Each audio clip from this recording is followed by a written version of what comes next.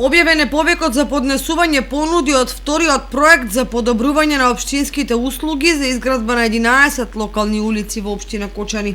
Според договорот што во август годинава го потпиша градоначалникот Николчо Илиев со Министерството за финансии, со одобрените средства од Меѓународната банка за обнова и развој од компонентата општински инвестиции, ќе се асфалтираат 6 улици во градот Кочани и 5 улици во руралните области.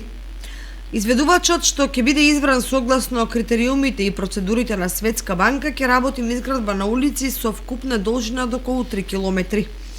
Тоа се улиците Кирил и Методи, Скопска 560, Стевка Тасева, Доскоевска и 555, Петар Синјадинов и Искра во Кочани, Асном и 2 крака од Раде Кратовче во Оризари и Борис Евтимов и Маршал Тито во Тркање.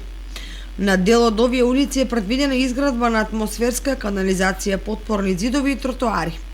Јавниот повик за избор на изведувач на 11 улици е објавен во дневниот печат на веб страницата на општина Кочани и на Бирото за јавни набавки.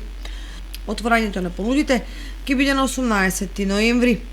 Како што најавивме, следува градечна инвазија во Кочани. Изградба на 11 улици е сериозно подобрување на патната инфраструктура во нашата општина. Заедно со улиците и патиштата што се градат од Агенцијата за финансиска поддршка во земјоделството и руралниот развој, Бирото за регионален развој и од буџетот на општината, можеме да бидеме задоволни од реализацијата на инфраструктурните проекти, соопшти градоначалникот Илиев по веста за брзиот почеток на активностите за изградбата на 11 улици во Кочани.